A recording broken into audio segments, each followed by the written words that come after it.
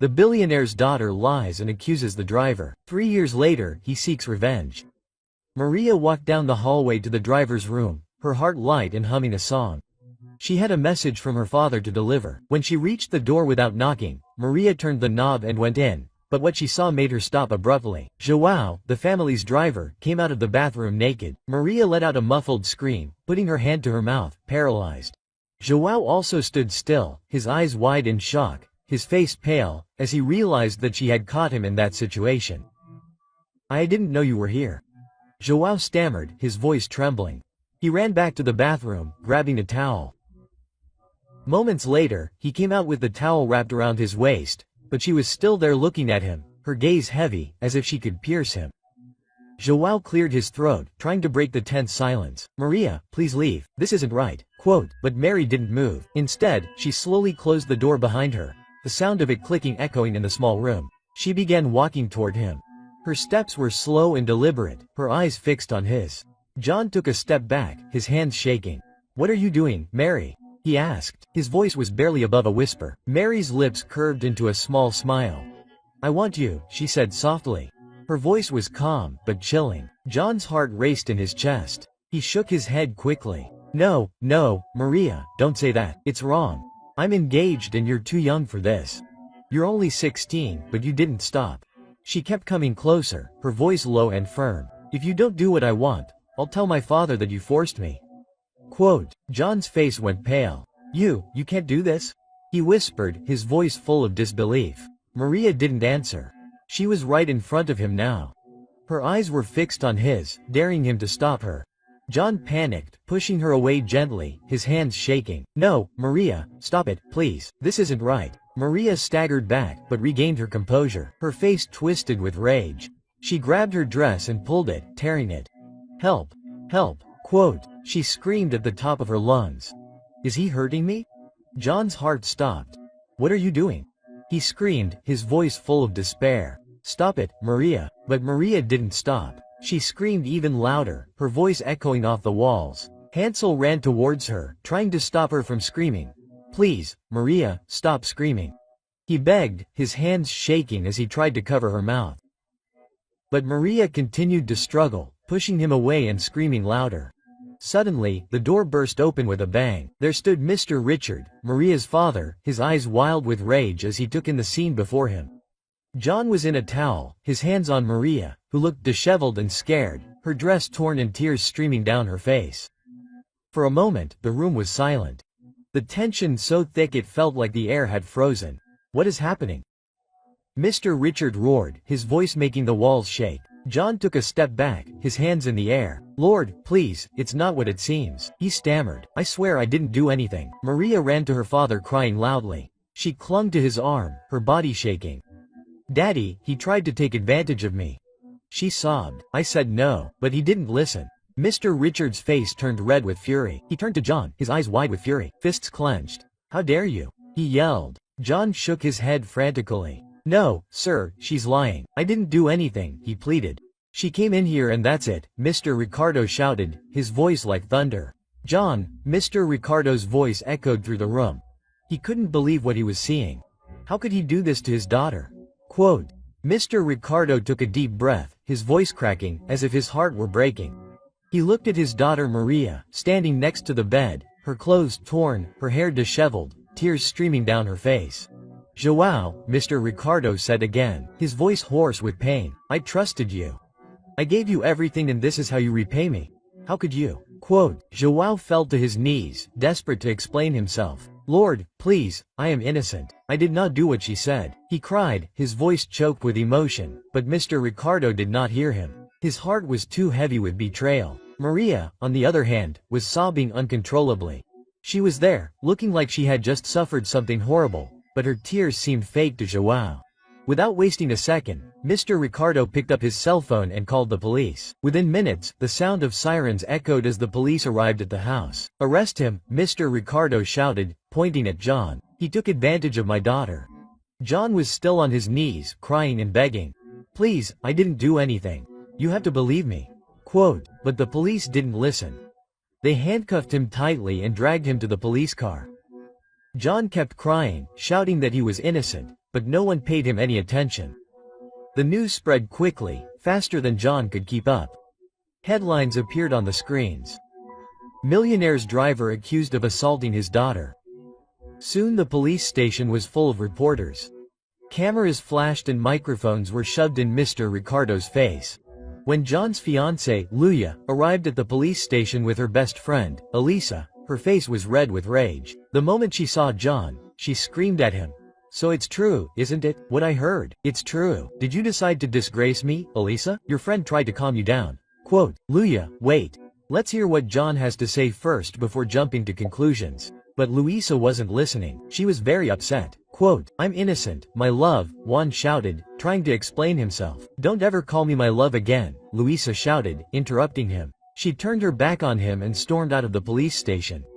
Juan stood there helpless, his heart breaking into pieces. Later, when Mr. Ricardo arrived at the police station, Juan immediately ran to him. Quote, "Sir, please listen to me," Juan begged, his voice trembling. Mr. Ricardo hesitated. He was very confused, not knowing who to believe, but after a long pause, he walked over to Juan, deciding to at least listen to him. Quote, "Sir," Juan began, his voice desperate. "Please believe me, your daughter. She was trying to get me into bed.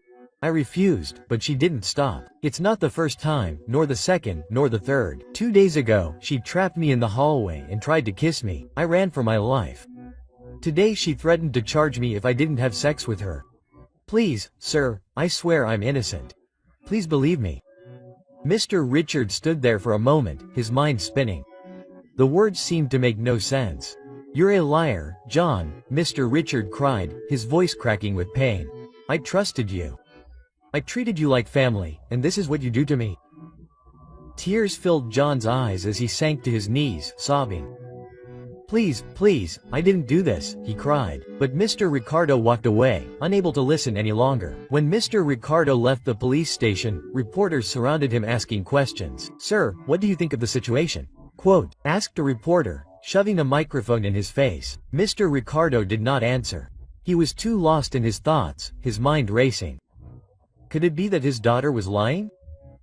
When he got home, he could not shake the feeling that something was wrong.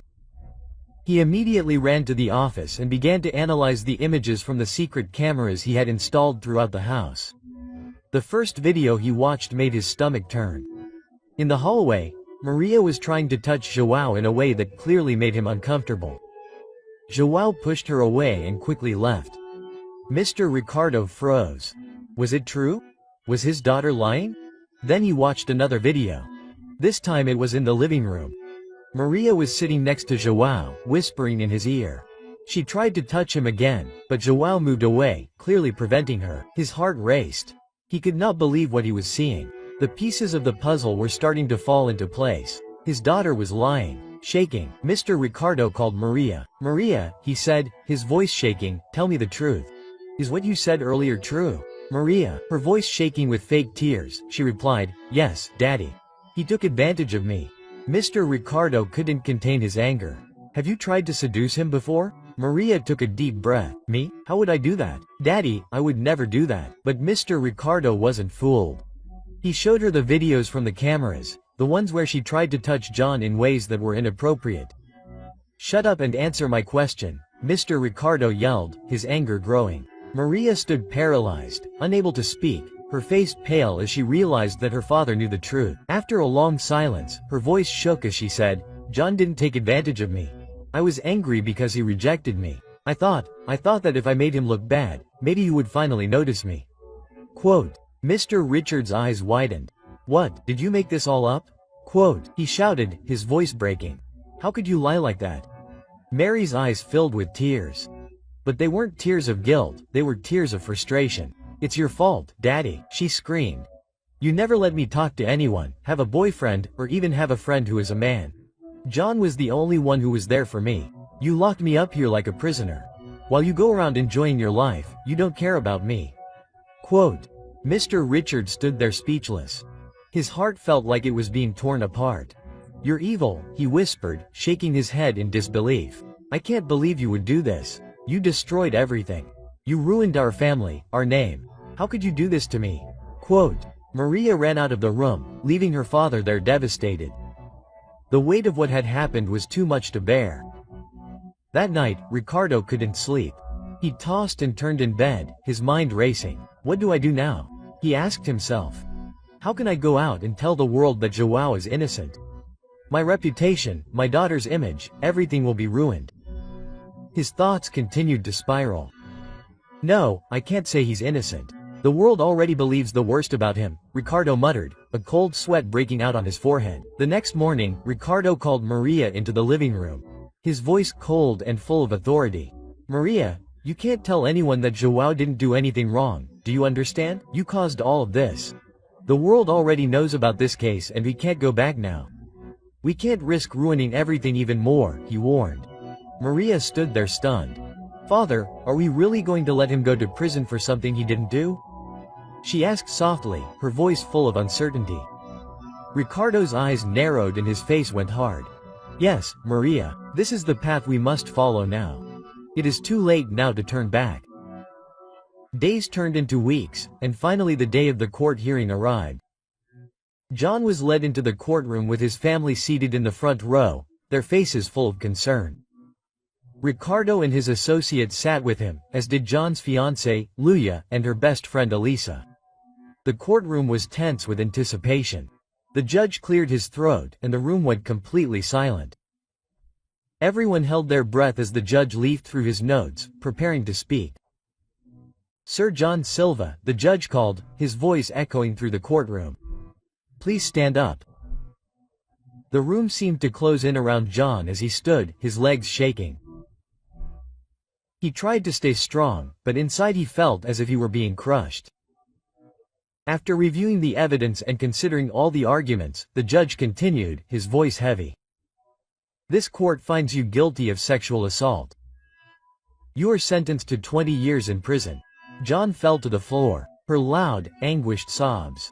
I'm innocent, please. I didn't do this, she cried, her voice cracked. Her mother burst into tears, crying out for her son, but no one heard. Luya, with tears in her eyes, walked over to Juan. She took off her wedding ring, holding it for a moment before throwing it on the floor in front of him. I'm done with you, Juan. Goodbye, she said, her voice shaking. Without another word, she turned and left as if her heart had turned to stone. Juan's heart shattered as he stared at the ring, unable to move. He didn't know what hurt more, the prison sentence or the loss of Luya. Elisa, who had been standing silently next to Luya, stepped forward. She tried to talk to her, to convince her, but Luya wouldn't listen. I can't do this anymore, Elisa. I can't be with him. Not after everything, Luya said, her eyes cold. Elisa, feeling helpless, tried one more time. Please think about it. What if he's innocent? But Luya shook her head. I don't care anymore, Elisa. It's over. As the police dragged João out of the courtroom, the final decision of everything hit him. His whole world was falling apart. Maria sat watching in silence. Her eyes empty, her heart distant. Please, Maria, João whispered. His voice trembled as the police pulled him away. Tell them I'm innocent. Please don't let me go to prison for something I didn't do. Quote, but Maria didn't say a word. Her eyes never met his. As the police pushed him towards Avon, the doors closed behind him. Days turned into weeks and the world quickly forgot about João, moving on to the next scandal. But Luya never went to visit João in prison. Elisa, however, was different. She visited him as often as she could, always trying to assure him that things would get better. One day, during one of her visits, João broke down in front of Elisa. His voice was choked with emotion, his tears flowing freely. I'm innocent, Elisa, he sobbed. I don't know how to make the world believe me anymore. Everyone has turned their backs on me, my friends, my fiancé, even my father. They've all abandoned me. Quote, Elisa's heart ached as she watched him fall apart. She had always believed in him, but seeing him like this, broken and alone, was almost too much to bear. I'm the only one left, João whispered, his voice filled with so much pain. It's only you and my mother who still care. Thank you, Elisa. Thank you for believing in me. Elisa felt a fire ignite inside her. She couldn't let João suffer like this. She swore to herself that she would do whatever it took to get him justice. She would fight for him, even if it meant going against everyone else. I'll do what I can, João, Elisa said, her voice strong and full of determination. I promise I'll make the truth come out. I won't let them do this to you. João nodded, his eyes filled with gratitude. He knew that with Elisa by his side, maybe, just maybe, he would get the justice he deserved. 3 years later, Elisa was sitting on her bed, aimlessly browsing job postings on the internet, when something unusual caught her eye. A job opening for a cleaning lady at Mr. Ricardo's mansion. Her heart raced. This could be my chance, she thought. For 3 years, she had never stopped thinking about João, imprisoned for a crime he did not commit. She had promised to help him, but time kept slipping through her fingers. Now fate had placed an opportunity right in front of her. Elisa did not know exactly how she would bring justice to João, but one thing was clear. This was a door she had to walk through without hesitation. She applied for the job. A few days later, her phone rang. It was from Mr. Ricardo's mansion. Miss Elisa, you have been selected for the cleaning position. Can you start next week? Elisa could barely contain her excitement. Yes, I will be there, she said, trying to keep her voice steady. That same night, she rushed to the prison to share the news with João. When he saw her enter the visiting area, João smiled weakly. He seemed thinner, his previously bright eyes now filled with sadness. I have something to tell you, Elisa whispered, approaching. I got a job at Mr. Ricardo's house. John's eyes widened in shock. What? How? I saw the opening and applied. They hired me. John ran a hand over his face, shaking his head in disbelief. Elisa, do you know what you're getting into? That place is dangerous. If they find out why you're there, I'll know. She interrupted, determination burning in her eyes. That's why I need your help. Do you have any ideas on how I can prove your innocence? John hesitated for a moment, then lowered his voice. Yes, but it won't be easy. Mr. Ricardo has secret cameras in his house. If you can find them and get the footage of Maria forcing herself on me, it will be the proof I need. Elisa's heart raced. This was risky. If she got caught, she could end up in serious trouble. But if she succeeded, John could finally be free. She looked into his tired eyes and gave him a firm nod. I'll do it. João took a deep breath and grabbed her hands. Thank you, Elisa. You don't know how much this means to me. Elisa squeezed his hands back. I won't stop until the truth comes out. As she walked out of prison that night, a mixture of fear and determination swirled inside her. The fight for justice had just begun. Elisa had just started her job as a cleaner at Mr. Ricardo's mansion. The house was huge, with high gates and shiny floors that reflected her every step. Elisa wasn't there just to clean. She had a mission, to expose Maria, Mr. Ricardo's spoiled and rude daughter. Her plan was to get close to Maria, befriend her and gather the truth, but it didn't take long for Elisa to realize that Maria was not someone who could be won over. Maria was rude, arrogant and mean, a real spoiled brat. But Elisa told herself, I won't give up. I will find another way. One day, while cleaning, Elisa saw Mr. Ricardo in his room. The door was slightly open and she froze. He was watching something on the computer. Footage from secret cameras. Her heart raced as she realized this could be the key to proving Maria wrong. But there was a problem.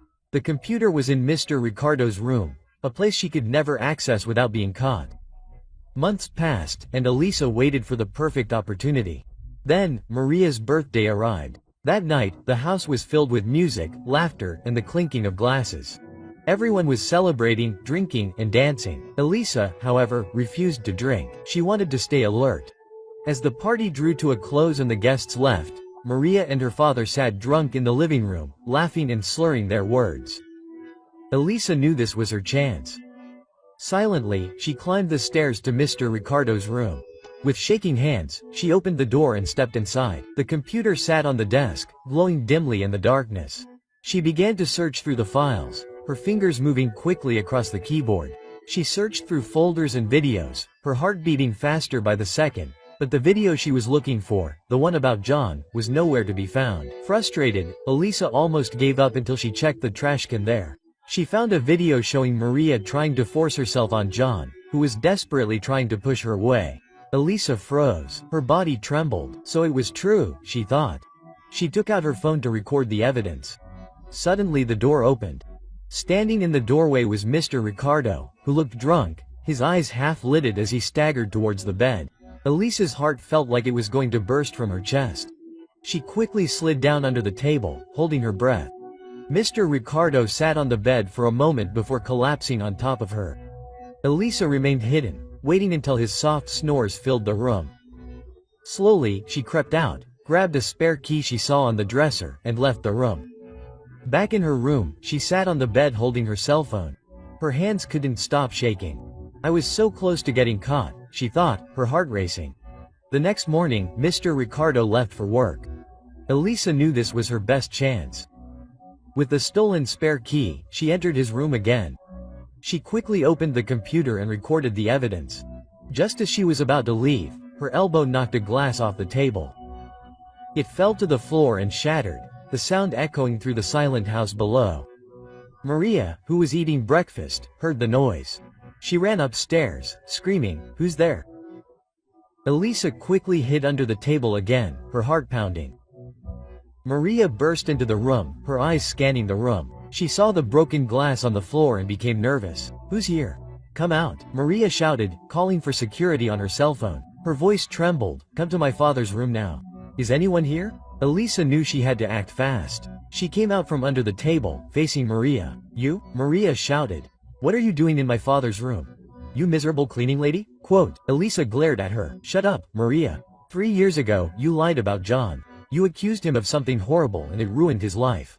Quote. Maria smiled. "And what does that have to do with you?" "It has to do with me, because now I have the proof," Elisa said, holding up her cell phone. "I'm going to see you and your father in prison." Maria froze, her face pale. Do you have the video?" At that moment, the security guards burst into the room. Maria shouted, "Get her, tie her up." Elisa quickly raised her cell phone. "Don't you dare touch me or I'll send this video right now. One wrong move and the whole world will see what you did." Quote. The security guards hesitated, looking at Maria for instructions. Maria growled, "Stop, don't touch her." Quote. "What do you want?" Maria asked desperately. "Money, how much? Just delete the video." "I want $2 million, Elisa said firmly. "What? This is ridiculous," Maria shouted. "Take it or leave it," Elisa replied. "Fine," Maria said. "Let me call my father." Elisa nodded. "Tell your security guards to let me go first." Reluctantly, Maria told the security guards to back off. Elisa walked slowly towards the exit. Elisa clutched her cell phone tightly as she headed for the final exit. Her heart was pounding in her chest. She had the evidence, the video that could expose Maria and Mr. Ricardo. Victory was within her grasp, and all she had to do was leave the mansion safely. But as Elisa approached the exit, she heard no shadow lurking nearby. Suddenly, a security guard jumped around the corner. Before she could react, he knocked the cell phone out of her hand. It flew across the room and fell to the floor. Elisa held her breath. Her hand tried to reach it, but it was too late. The security guard grabbed her tightly, twisting her arms behind her back. Quote. "I got you," he sneered. "Let me go." Elisa screamed, struggling to free herself, but her strength was too great.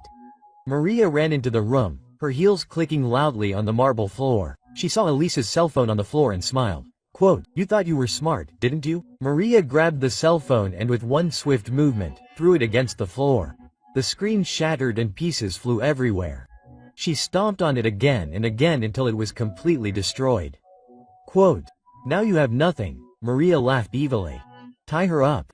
The security guard dragged Elisa to a chair as 2 security guards came in to help. They began to tie her hands and feet tightly. Quote. "With ropes?" Elisa moaned, her wrists burning from the rough ropes. Maria stood in front of her, crossing her arms. Quote. "What's the plan now, scumbag? You really thought you could beat me? You're nothing." Elisa, despite the pain, smiled. "Do you think I'm stupid, Maria?" Maria's confident smile faltered. "What are you talking about?"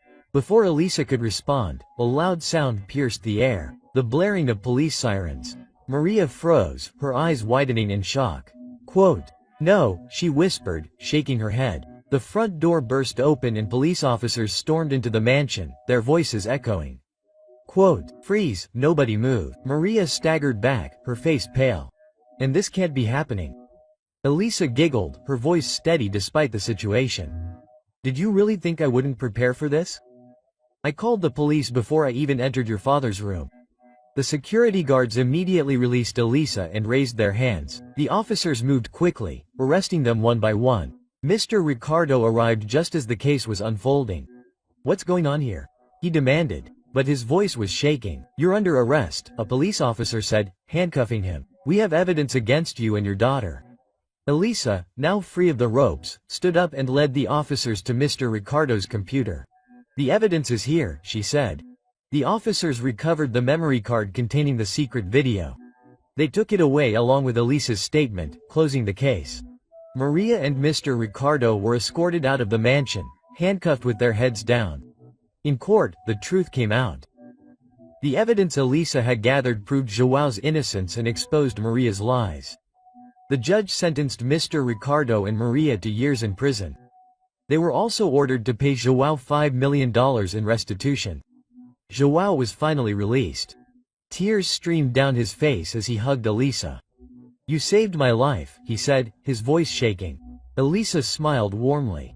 "You didn't deserve what happened, John. I'm glad I could help." With the compensation money, John bought a new house and began planning a new beginning, a new visit. A few days later, John was relaxing at home when he heard a knock on the door.